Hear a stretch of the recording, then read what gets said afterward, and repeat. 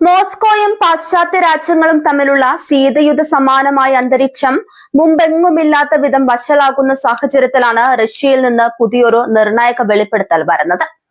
റഷ്യയുടെ നാവിക തന്ത്രപ്രധാന ആണവസേന പൂർണ്ണമായ യുദ്ധസന്നദ്ധയിലാണെന്നും ഏത് സമുദ്രത്തിലും ഏത് പ്രതിസന്ധി ഘട്ടത്തിലും കൃത്യമായി ഇടപെടാൻ അവർക്ക് കഴിയുമെന്നും ക്രെംലിൻ വക്താവ് നിക്കോളായ് പത്രുഷേവ് പ്രഖ്യാപിച്ചിട്ടുണ്ട്.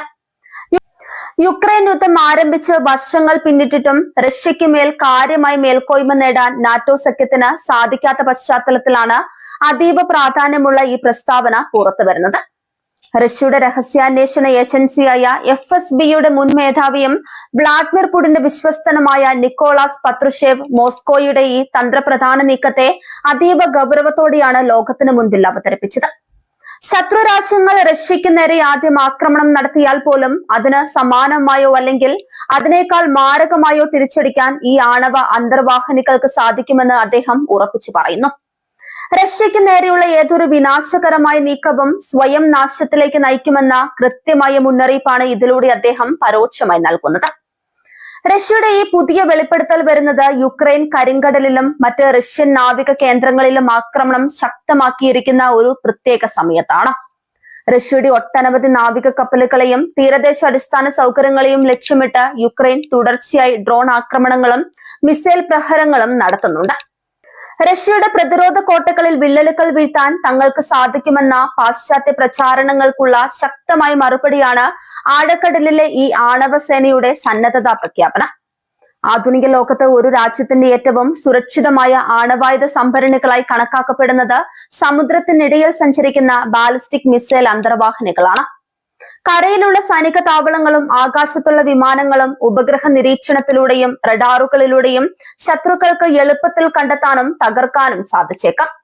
എന്നാൽ സമുദ്രത്തിന്റെ ആഴങ്ങളിൽ നിശബ്ദമായി സഞ്ചരിക്കുന്ന റഷ്യൻ ഡൂംസ്ഡേ അന്തർവാഹിനികളെ കൃത്യമായി കണ്ടെത്തുക എന്നത് ശത്രുക്കൾക്ക് അസാധ്യമായ കാര്യമാണ്. തന്ത്രപരമായ സുരക്ഷാ ഉറപ്പാണ് ഈ അന്തർവാഹിനികളിലൂടെ റഷ്യ കൈവരിക്കുന്നത്. ഒരു ശത്രു രാജ്യം റഷ്യയുടെ എല്ലാ കരദേശ സൈനിക വ്യൂഹങ്ങളെയും ആദ്യഘട്ടത്തിൽ തകർത്താൽ പോലും സമുദ്രത്തിനടിയിൽ മറഞ്ഞിരിക്കുന്ന ആ അദൃശ്യഘാതകർ നിമിഷങ്ങൾക്കുള്ളിൽ ശത്രു രാജ്യത്തിന്റെ നഗരങ്ങളെ ചാരമാക്കാൻ കെൽപ്പുള്ളവയാണ്. ഈ തിരിച്ചടിക്കാനുള്ള ശേഷി നിലനിൽക്കുന്നത് കൊണ്ട് തന്നെ റഷ്യക്കെതിരെ നേരിട്ടുള്ള ഒരു യുദ്ധത്തിന് മുതിരാൻ നാറ്റോ സഖ്യത്തിന് ഭയമുണ്ടാകും. ഈ പ്രഖ്യാപനത്തിന് മുന്നോടിയായി റഷ്യ തങ്ങളുടെ ആണവശേഷി തെളിയിക്കുന്നതിനായി സമുദ്രങ്ങളിൽ വൻതോതിലുള്ള സൈനികാഭ്യാസങ്ങൾ സംഘടിപ്പിച്ചിരുന്നു. 10,000-കണക്കിന് സൈനികരും 100-കണക്കിന് മിസൈൽ ലോഞ്ചറുകളും ഒട്ടനവധി യുദ്ധക്കപ്പലുകളും പങ്കെടുത്ത ഒരു വൻ ശക്തി പ്രകടനമാണ് അടുത്തിടെ നടന്നത്. വടക്കൻ സമുദ്ര മേഖലയായ നോർത്തേൺ ഫ്ലീറ്റിലും പസഫിക് സമുദ്ര മേഖലയിലുമുള്ള റഷ്യയുടെ മിസൈൽ അന്തർവാഹിനികൾ ഈ പരിശീലനത്തിൽ സജീവമായി പങ്കെടുത്തു. തങ്ങളുടെ ആണവ പ്രതിരോധ നിര എത്രത്തോളം ശക്തമാണെന്ന് കാണിക്കാൻ തന്നെയാണ് റഷ്യ ഈ പരീക്ഷണങ്ങളിലൂടെ ശ്രമിച്ചത്. ഇതൊരു അടിയന്തര ആണവാക്രമണ ഭീഷണിയായി നിക്കോളായ് പത്രുഷേവ് ഉയർത്തിക്കാട്ടിയില്ല. ഒരു പ്രത്യേക ശത്രു രാജ്യത്തിന്റെ പേരെടുത്തു പറയാനും അദ്ദേഹം തയ്യാറായിട്ടില്ല.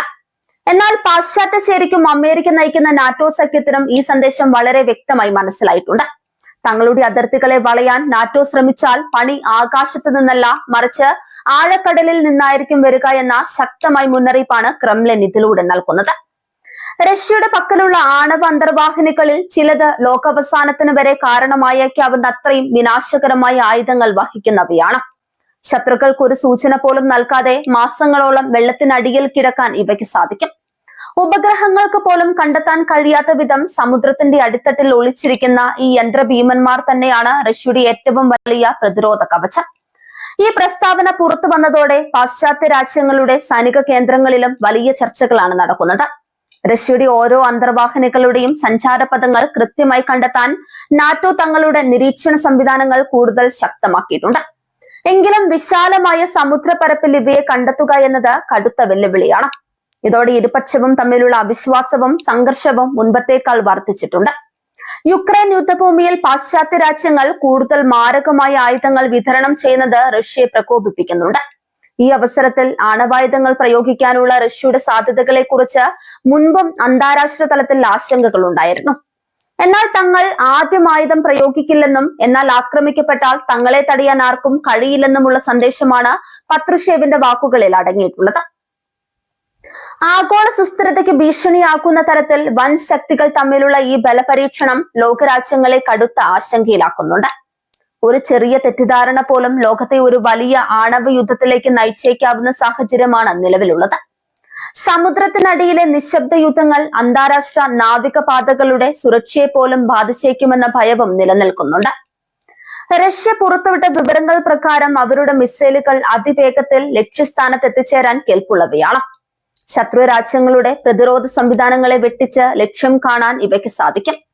ഈ അത്യാധുനിക സാങ്കേതിക വിദ്യ കൈവശമുള്ള റഷ്യ തങ്ങളുടെ അവസാനത്തെ അടവും പ്രയോഗിക്കാൻ മടിക്കില്ലെന്ന് വ്യക്തമാക്കുക വഴി നാറ്റോയ്ക്ക് മേൽ വലിയൊരു തന്ത്രപരമായ സമ്മർദ്ദമാണ് ചെലുത്തുന്നത്. ഭാവിയിൽ യുക്രൈൻ പ്രതിസന്ധി കൂടുതൽ വഷളാക്കുകയോ നാറ്റോ സേന നേരിട്ട് റഷ്യക്കെതിരെ യുദ്ധരംഗത്ത് വരികയോ ചെയ്താൽ സമുദ്രങ്ങൾ ചുവക്കുമെന്ന കാര്യത്തിൽ സംശയമില്ല. നിലവിൽ ആഴക്കടലുകളിൽ റഷ്യൻ അന്തർവാഹിനികൾ കനത്ത ജാഗ്രതയിലാണ് തുടരുന്നത്. ലോകം ആകാംക്ഷയോടെയും അതിലേറെ ആശങ്കയോടെയുമാണ് മോസ്കോയിൽ നിന്നും വാഷിംഗ്ടണിൽ നിന്നും വരുന്ന ഓരോ നീക്കങ്ങളെയും ഇപ്പോൾ വീക്ഷിക്കുന്നത്.